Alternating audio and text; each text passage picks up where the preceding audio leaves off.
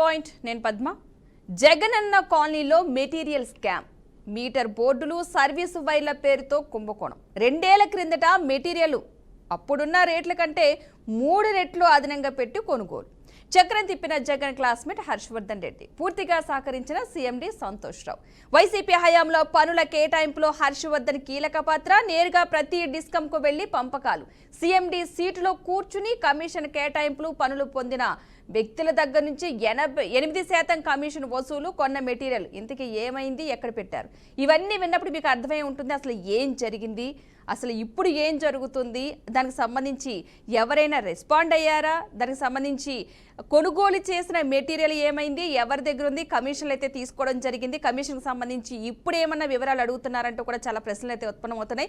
ఈ టాపిక్ని బట్టి మీకు చాలా వరకు అర్థమయ్యే ఉంటుంది. ప్రతిరోజు కూడా మనం బీఆర్కే న్యూస్లో టెలికాస్ట్ చేస్తూనే ఉన్నాం. ఎలాంటి అక్రమాలు జరిగినా సరే మీ ముందుకి తీసుకొస్తామని మేము చెప్పిన మాట ప్రకారం అన్ని విషయాలు కూడా మీ ముందుకైతే తీసుకొచ్చే ప్రయత్నం అయితే మా వంతుగా మేము ప్రయత్నం చేస్తున్నాం. రైట్, ఇప్పుడు జరిగిన అంశం ఏంటంటే జగనన్న కాలనీలకి సంబంధించి అప్పట్లో ఆ హయాంలో, ఆ ప్రభుత్వ హయాంలో ఒక సీఎండీగా ఉన్న వ్యక్తి సంతోష్ అనే ఒక వ్యక్తి 30 కోట్ల విలువైన దాన్ని 80 కోట్ల కింద అప్పుడే రాశారు. దానికి సంబంధించి కమిషన్లు తీసుకోవడం జరిగింది. ఇంతకీ ఆ మెటీరియల్ ఎక్కడుంది, కమిషన్ తీసుకున్న వ్యక్తి ఏంటి, అసలు మెటీరియల్ ఎందుకు కొనాల్సి వచ్చింది, అంత ఎక్కువ కాస్ట్కి ఎందుకు ఎక్కువ కొన్నారు, ఈ క్వశ్చన్లు అనేవి కూడా ప్రతి ఒక్కరికి కూడా వస్తూనే ఉంటాయి. దానికి సంబంధించి సమాధానాలు అయితే ఎక్కడి నుంచి అయితే రావట్లేదు. రైట్, ఈ అంశానికి సంబంధించి మనకి మరింత వివరణ, విశ్లేషణ అందించడానికి అనలిస్ట్ కోటేశ్వరరావు గారు జూమ్ లైవ్లో సిద్ధంగా ఉన్నారు. నమస్తే అండి కోటేశ్వరరావు గారు. నమస్తే. ఓకే, మీరు ఇప్పుడు ఒక అంశం వినటం జరిగింది. జగనన్న కాలనీలో సంబంధించి 30 కోట్ల విలువైన దాన్ని అప్పట్లోనే 80 కోట్లకు కొంటామని చెప్పేసి. సో అంటే దీన్ని బట్టి చూస్తే ఏ విధంగా అర్థం చేసుకోవచ్చు అంటారు? అప్పట్లో గత ప్రభుత్వ పాలనలో ఇంత జరుగుతున్నాయి అంటే 30కి ఏదో 1%, 2% కాకుండా ఏకంగా 30కి 80 కోట్లు అంటే చాలా పెద్ద అమౌంట్, డబల్, ఆల్మోస్ట్ ఇంకో 10 crores తక్కువ, త్రిబుల్ కూడా అయిపోయేటట్టుగా కనిపిస్తుంది. దీన్ని ఏ విధంగా చూడాలంటారు, ఎవరి వైఫల్యంగా చూడాలంటారు? ఏ ప్రభుత్వ హయాంలో అయినా, నేను మళ్ళా చెప్తున్నాను, ఏ ప్రభుత్వ హయాంలో అయినా ప్రభుత్వానికి సంబంధించినటువంటి కొనుగోళ్ల వ్యవహారంలో 2 రెట్లు 3 రెట్లు ఎక్కువ వేసి ఇన్ఫ్లేట్ చేసి ధరలని ఎక్కువ ధరకి కొనుగోలు చేయడం, ఆ మేరకు వచ్చినటువంటి సొమ్ముని అధికారంలో ఉన్నటువంటి పెద్దలు, అదేవిధంగా ఉన్నతాధికారులుగా ఉన్నటువంటి వాళ్ళు నీకింత నాకింత అని పంచుకోవడం అనేటువంటిది కామన్గా జరిగేటువంటి అంశం. అయితే పంపకాల దగ్గర తేడా వచ్చినప్పుడు, లేకపోయేట్లయితే అవినీతి మరీ బరి తెగించి బట్టబయలైనప్పుడు ఇట్లాంటి విషయాలు మీడియాలో సంచలనంగా వస్తాయి. అదేవిధంగా కొంతమంది మీడియాకు అందించినటువంటి సమాచారాన్ని ఆధారంగా మీడియాలో ఉన్నటువంటి వాళ్ళు, ప్రింట్ మీడియా అయినా ఎలక్ట్రానిక్ మీడియా అయినా, వాటికి సంబంధించినటువంటి లోతుపాత్రలోకి వెళ్ళి మరింతగా వివరాలను వెల్లడించడం అనేటువంటి అందరికీ తెలిసినటువంటిది. ఇప్పుడు మీరు చెప్తున్నటువంటి ఈ ఉదంతంలో నిజంగా ఆ విధంగా జరిగిందా, దానికి బాధ్యులైనటువంటి వాళ్ళు సీఎం క్లాస్మేట్ అంటే మాజీ సీఎం క్లాస్మేట్గా ఉన్నటువంటి వ్యక్తి, లేకపోతే ఉన్నతాధికారిగా ఉన్నటువంటి సంతోష్ రావు, ఎవరు ఏమిటి అనేటువంటిది ఆయా టెండర్లు లేదా ఆనాటి కొనుగోళ్లకు సంబంధించినటువంటి పత్రాలను పరిశీలిస్తే స్పష్టంగా తెలుస్తుంది. అంతేకాదు, ఆ కొనుగోలు చేసినటువంటి వైర్లు కావచ్చు, లేకపోతే మీటర్లు కావచ్చు, లేదా ఇతరతర పరికరాలు ఏవైనా కానీ వాటి నాణ్యత ఎంత, అదే మీటర్లు, అదే వస్తువుల్ని మామూలుగా మనలాంటి వాళ్ళు పబ్లిక్ బయట కొనుగోలు చేస్తే ఎంతకు వస్తాయి ఏమిటి అనేటువంటిది తెలుసుకోవడం అసాధ్యమైనటువంటి విషయమేమీ కాదు. మరి నిజంగా అలాంటి కుంభకోణం జరిగి ఉంటే మీరు చెప్తున్నట్టుగా 30 కోట్ల రూపాయలు దాన్ని 80 కోట్లకు కొనుగోలు చేశారని చెప్తున్నారు. 50 కోట్లు చేతులు మారాయి అంటున్నారు. దాని మీద అదేమి చిన్న అమౌంట్ కాదు. 50 లక్షలు 50,000 అయితే దాని మీద విచారణకు అయ్యే ఖర్చు కంటే ఇది తక్కువ అని వదిలేస్తే అర్థం. కానీ అన్ని కోట్ల రూపాయలు కుంభకోణం జరిగిందనేటువంటి ఆరోపణలు లేకపోతే ప్రాథమికమైనటువంటి ఆధారాలు దొరికినటువంటి నేపథ్యంలో ఖచ్చితంగా ప్రభుత్వం వాటన్నిటి మీద విచారణ జరపాలి. ఒకవేళ నిజంగా ఆ వస్తువుల్ని అసలు కొన్నారా, కొన్నట్టు చూపించారా, లేదా కొన్న వాటిని జగనన్న కాలనీల్లో అమర్చినట్టుగాని చూపించారా, ఇప్పుడు వాటి ఆనవాళ్ళు ఉన్నాయా లేవా అనేటువంటిది కూడా ఖచ్చితంగా విచారణ జరపాలి. నిజాలను నిగ్గు తేల్చాలనేది నేను ఈ సందర్భంగా చెప్పవచ్చు. అంటే ఏపీఎస్ పీడీసీఎల్లో ఒక సిఎండి స్థాయిలో ఉన్న వ్యక్తి ఇలాంటి స్కామ్లకి పాల్పడడం అన్నది ఏ విధంగా చూడాలంటే ఎక్కడ అంటే రాజకీయ కోణంలో కూడా అంటే రాజకీయ పలుకుబడి ఉందా లేకపోతే రాజకీయ వ్యక్తుల సపోర్ట్ ఉన్న నేపథ్యంలోనే ఇలా చేశారని అనుకోవచ్చు అంటారు. ఎందుకంటే ఇది ఒక్కటే కాదు, గతంలో ఈయన మీద చాలా ఆరోపణలు కూడా ఉన్నాయి కాబట్టి. గతంలో ఆయన మీద ఆరోపణలు ఉండొచ్చు, లేకపోతే ఇప్పుడు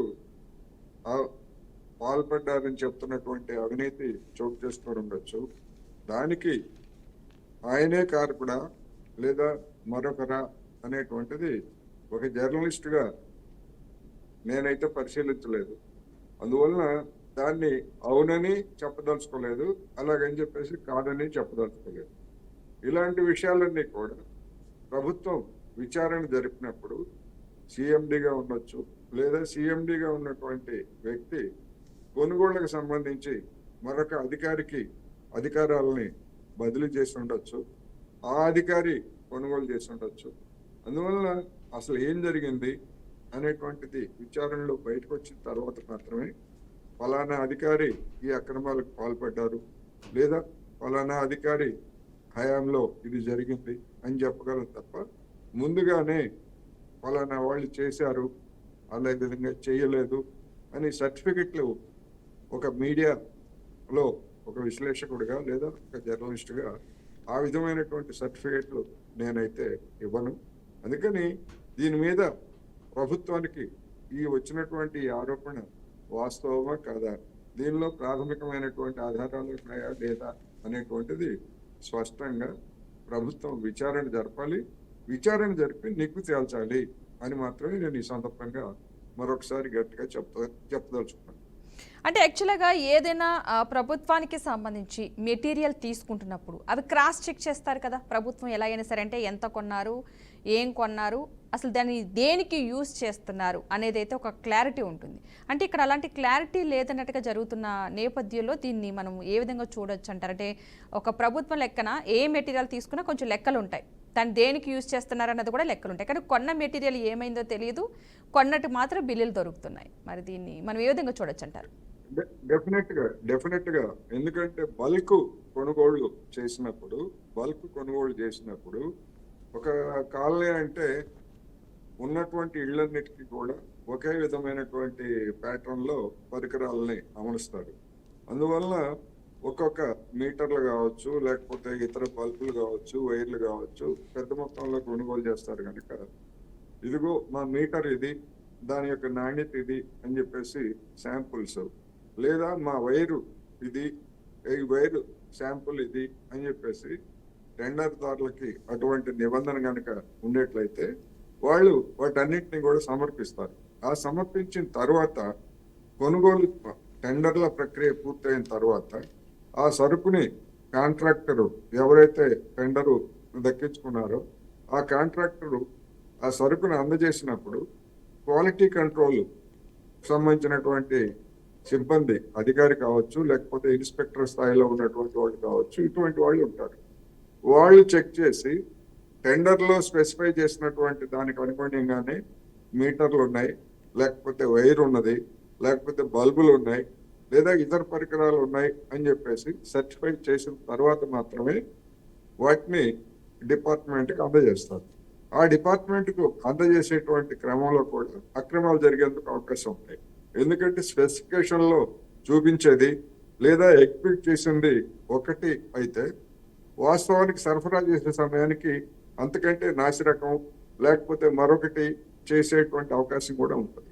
అందుకని ఇది వివిధ దశల్లో టెండర్ దగ్గర అంటే ధర కోట్ చేయడం దగ్గర నుంచి, అదేవిధంగా నాణ్యత పరిశీలన వరకు, సరుకు తీసుకోవడం వరకు, ఆ తీసుకున్నటువంటి సరుకుని తిరిగి ఏ కాలనీలకైతే అమర్చాలో ఆ కాలనీకి పంపిణీ చేసేంత వరకు, ఇలా వివిధ దశల్లో అనేక మంది 3, 4 లేకపోతే 5 బాధ్యులుగా ఉంటారు కనుక ఇది ఎక్కడ మిస్యూజ్ అయింది, ఎక్కడ ఫ్రాడ్ జరిగింది అని కనుక్కోవడం పెద్ద కష్టమేమి కాదు.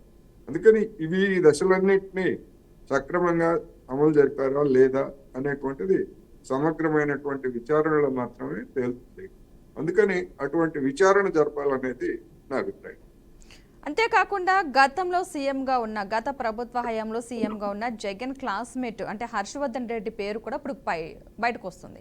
అంతకుముందు వరకు అంటే ఎవరి పేర్లు రాకుండా ప్రత్యేకించి ఒక వ్యక్తి పేరు బయటకు వచ్చిందంటే ఏది లేకుండా ఏదో నిప్పులేందే పొగరాదు అన్నట్టుగా చిన్న సామెత రూపంలో మనం చూసుకున్నా ఏదో జరిగింది కాబట్టి ఈ పేరు బయటకు వచ్చిందన్న ప్రచారం కూడా బాగా జరుగుతుంది నేపథ్యంలో మనం అంటే ఏదో ఒకటి జరిగి ఉండవచ్చు అని అనుకోవచ్చు అంటారా?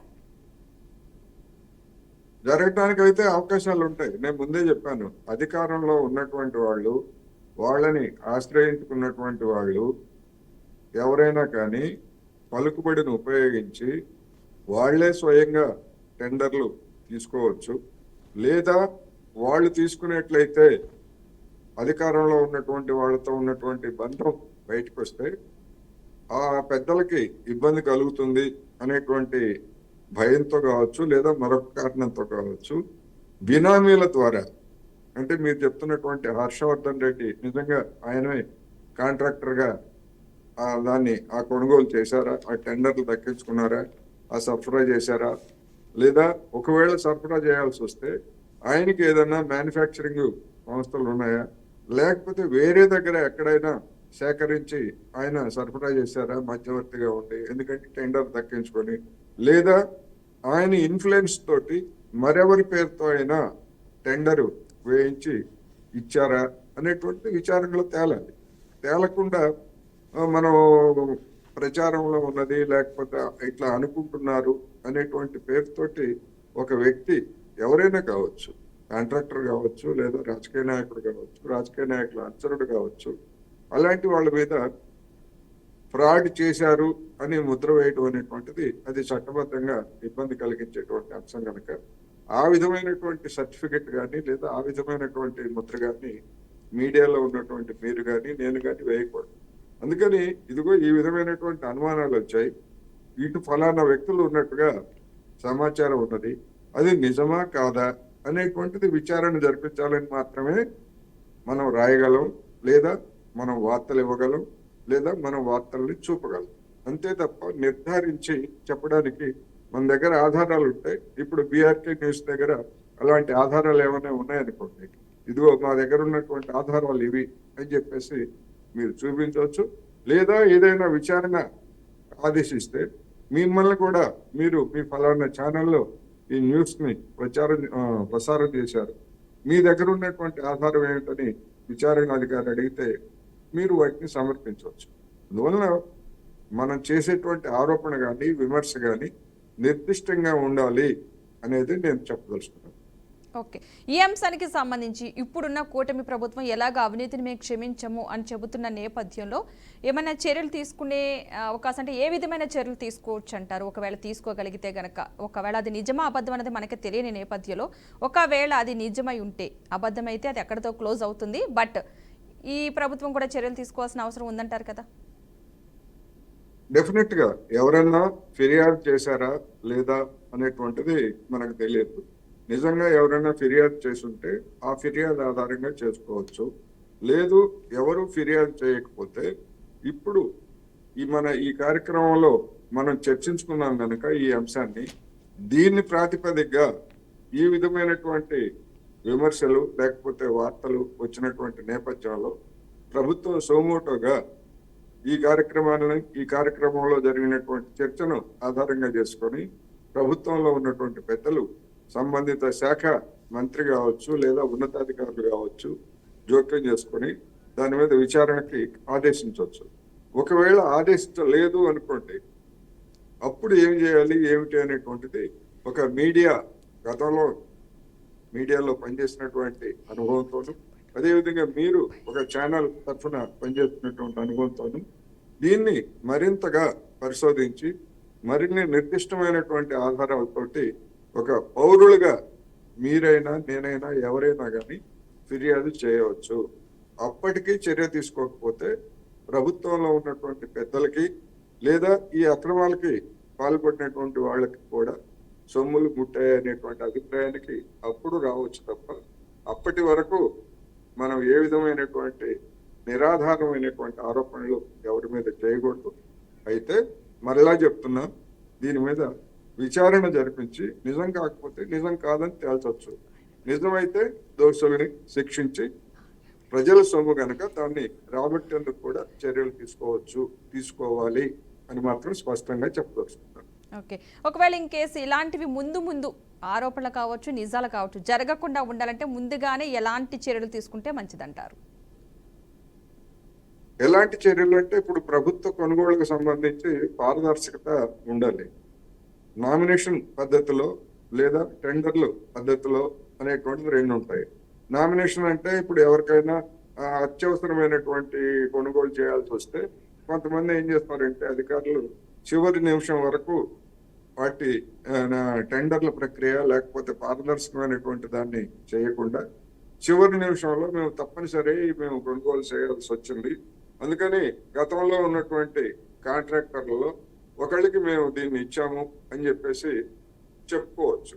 గతంలో ఆ విధంగా జగన్మోహన్ రెడ్డి గారి హయాంలో అదే విధమైనటువంటి పద్ధతుల్లో మీటర్లకు సంబంధించి అంతకుముందు ఉన్నటువంటి వాళ్ళకి నామినేషన్ పద్ధతి మీద ఇచ్చారనేటువంటి ఆరోపణలు వచ్చాయి. అదే విధంగా అలా కాకుండా తగినంత సమయం ఉంటే టెండర్ ప్రక్రియ పారదర్శకంగా టెండర్లను ఆహ్వానించి ఆసక్తి కలిగినటువంటి సరఫరాదారుల నుంచి వాటిని కొనుగోలు చేయొచ్చు. ఏం జరిగింది ఏమిటి, ఇది నామినేషన్ ప్రక్రియలో దీన్ని అప్పగించారా లేకపోతే టెండర్ ప్రక్రియలో అప్పగించారా అనేటువంటిది కూడా నిర్ధారించాల్సినటువంటి అవసరం ఉంది. భవిష్యత్తులో ఏ కొనుగోలు అయినా కానీ అది పారదర్శకంగా ఉండాలి, అందరికీ అందుబాటులో ఉండాలి. పబ్లిక్ గా అంటే ప్రజలందరికీ తెలిసే విధంగా మామూలుగా అయితే ప్రభుత్వాలన్నీ కూడా మీడియాలో పత్రికల్లో నోటీసులు ఇస్తాయి, ఫలానా కొనుగోలు దానికి సంబంధించి టెండర్ ప్రక్రియ ఫలానా తేదీ ఎంత చెల్లించాలి అని అటువంటి కూడా ఇస్తాయి. అటువంటిది ఏ స్థాయిలో ఇచ్చారు ఏమిటి, లేకపోతే ఎక్కడ ఎవరికి తెలియకుండా చిన్న స్థాయిలో ఏదో ఒక మూలన వచ్చే విధంగా ఒక చిన్న ప్రకటన ఇచ్చి చేశారా ఏమిటనేటువంటిది కూడా మనం చూడాలి. థ్యాంక్ యూ అండి కోటేశ్వరరావు గారు, మంచి విశ్లేషణ అయితే అందించినందుకు.